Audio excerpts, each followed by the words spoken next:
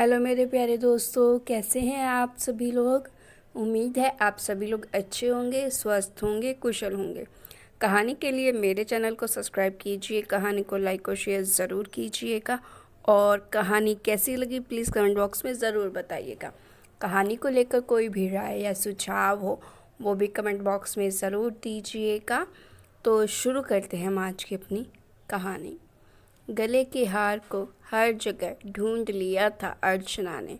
अपने कमरे में, पुराने बैगों में भी कहीं भी नहीं मिला। आज अपनी लापरवाही पर गुस्सा और रोना आ रहा था। माँ और दीदियाँ उसे कितना समझाती थी, चीज़ों का यथास्थान रखो, पर नहीं, उसे अपनी आदत नहीं बदलनी थी। और फिर चीज़ भी ऐसी गुम हुई थी कि किसी को बता भी नहीं पा रही थी। मौसी की बेटी रंजना की शादी थी, साथ में ससुराल से मिला सोने का हार भी ले गई थी। उसकी लापरवाही से परिचित सजीव ने एक बार उसे दबी जबान से टोका भी था, पर उसकी मति मारी गई थी जो लेकर गई। अब तो सारे बैग भी वह देख चुकी थी। उसे सिर्फ इतना याद था कि किसी बैग में रखा है। अभी तो शादी के सिर्फ 2 महीने हुए थे। उस पर घर की छोटी बहू ऐसी गलती करे, ये सब सोचकर ही वह हल्काने हुए जा रही थी। संजीव तो आते ही मीटिंग के लिए दिल्ली निकल गए। फ़ोन पर बता नहीं सकती, इतने लोग हैं, कोई भी सुन सकता है और फिर संजीव मीटिंग में परेशान हो जाएंगे। शादी से पहले सब कुछ कितना अच्छा था। माँ और सुधा दीदी कितने सहेज कर रखती थी उनका सामान। हाँ, मंजली दीदी अवश्य ही डांटती, पर वह भी स्नेह से। स्कूल की सारी किताबें वही तो सहेज कर रखती थी। उसका पेन रसोई में मिलता तो घड़ी सोफे पर, रुमाल तो शायद ही वह कभी अपना ले जाती। हमेशा दीदी लोग ही उसे देती थी। रुमाल उसके तभी मिलते थे जिस दिन घर की सफाई होती थी। दोनों दीदी की शादी हो गई तो कुछ हद तक अपनी चीज़ों को सहेजना शुरू किया, और इतना सहेज कर रखती कि याद रखना मुश्किल। अब तो अर्चना को सिर्फ इतना याद आ रहा था कि सुबह करीब 7 बजे वे लोग लौटे। नहा धोकर वह माँ जी के पास शादी के उपहार लेकर चली गई। फिर जब कमरे में आई तो बड़ी भाभी उसी के कमरे से निकल रही थी और बड़ी जल्दी में थी। वैसे भी वह सुबह सुबह बहुत व्यस्त रहती है। सजीव बाथरूम में थे। फिर नाश्ता, खाना, पैकिंग, इन सब में वक्त निकल गया। सचिन दिल्ली के लिए निकले, तब जाकर उसने सामान ठीक से लगाने की सोची, और तभी से उसे परेशानी है। उसका सोने का हार भी कहीं नहीं मिल रहा था। संजीव 2 दिन बाद आएंगे, क्या करे, कुछ समझ नहीं आ रहा था। ससुराल में भरा पूरा परिवार था। सास कर्मठ महिला थी, सारा परिवार पर चौकस नज़र रखती थी। बड़े भैया बैंक में थे। बड़ी भाभी रमा बड़ी बहू का सारा दायित्व निभा रही थी। मंझले भैया व्यापारी थे। मंझली भाभी गर्भवती थी, फिर भी हर समय काम में लगी रहती थी। उसका भी पूरा ध्यान रखा जाता था। अभी 2 ही महीने हुए थे इस घर में आए। पता नहीं क्यों अपनी जेठानियों के साथ वह सामंजस्य नहीं बैठा पा रही थी। दोनों भाभियाँ हर काम को जिस फुर्ती से अंजाम देती, उसे काम समझाने में ही आधा वक्त निकल जाता, लेकिन इसके लिए उसे किसी ने कभी नहीं टोका। पता नहीं क्यों बार बार उसे सुबह बड़ी भाभी का जल्दी से उसके कमरे से निकलना याद आ रहा था। लाख ना चाह कर भी वह उन्हें शक के दायरे में ले ही आई। शाम तक उसका चेहरा उतर चुका था।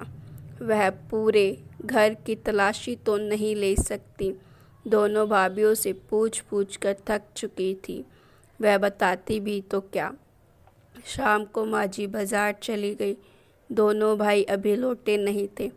मंजली भाभी को डॉक्टर के पास जाना था, पर उसे भी अकेला नहीं छोड़ सकते थे। वह घर में कुछ देर अकेली रहेगी, यह जानकर शक का कीड़ा फिर कुलबुलाने लगा। उसने जोर देकर कहा, मैं अकेली कहाँ हूँ, गुड्डू तो है ना, माजी भी आती होगी। किसी तरह से उनको भेजकर 3 साल के गुड्डू को गोद में उठाए उसने मेन डोर अच्छी तरह से बंद कर लिया। फिर कार्टून लगाकर वह अपने खोज अभियान में जुट गई। यहाँ तक कि बड़ी भाभी की तिजोरी चेक करने में भी उसके हाथ नहीं कांपे। सारी चाबी माजी के पास रहती थी और माजी अपनी चाबियाँ कहाँ रखती है यह तो तीनों देशों की बहुओं को भी मालूम था। हार नहीं मिलना था सो नहीं मिला। अब रोने के सिवा और कुछ भी नहीं कर सकती थी।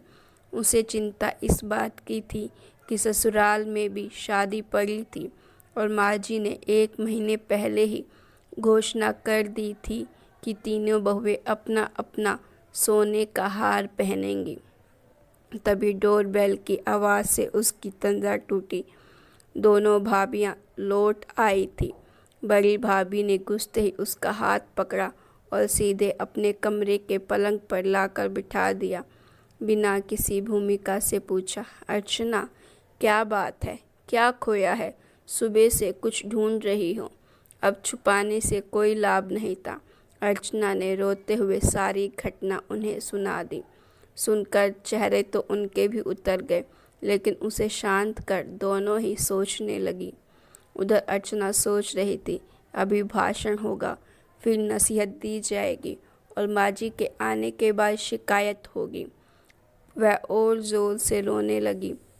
उसे अभी भी बड़ी भाभी पर ही शक था। तभी मंजली भाभी ने कहा, सबसे पहले शादी वाले दिन व्यवस्था करनी होगी, उसके बाद माँ जी कई दिनों तक जिक्र नहीं करेंगी और तब तक कोई व्यवस्था हो जाएगी। अगली सुबह तक दोनों ने हल ढूंढ लिया था। मंजली भाभी उसे अपना सोने का हार पहनने को दे रही थी। लेकिन आप क्या पहनेंगी? अर्चना आश्चर्य से भर गई।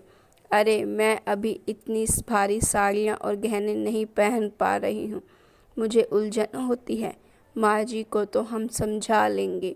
मंजली भाभी ने उसे समझाया, पर वह जान रही थी कि उसे बचाने के लिए वे दोनों ऐसा कर रही हैं।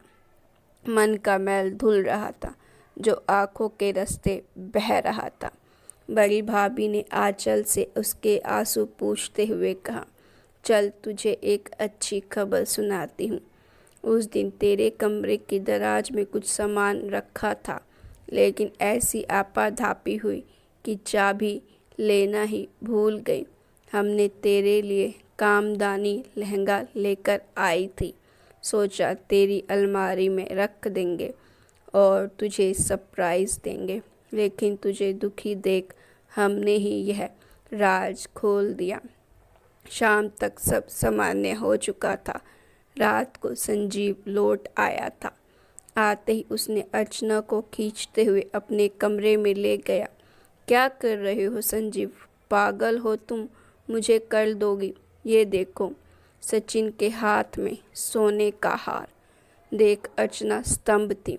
आज जब मीटिंग के लिए कपड़े निकाल रहा था उसमें मिला।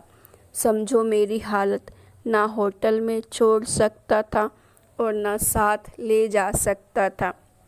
किसी तरह कोट की जेब में रखकर सारा दिन गुजारा।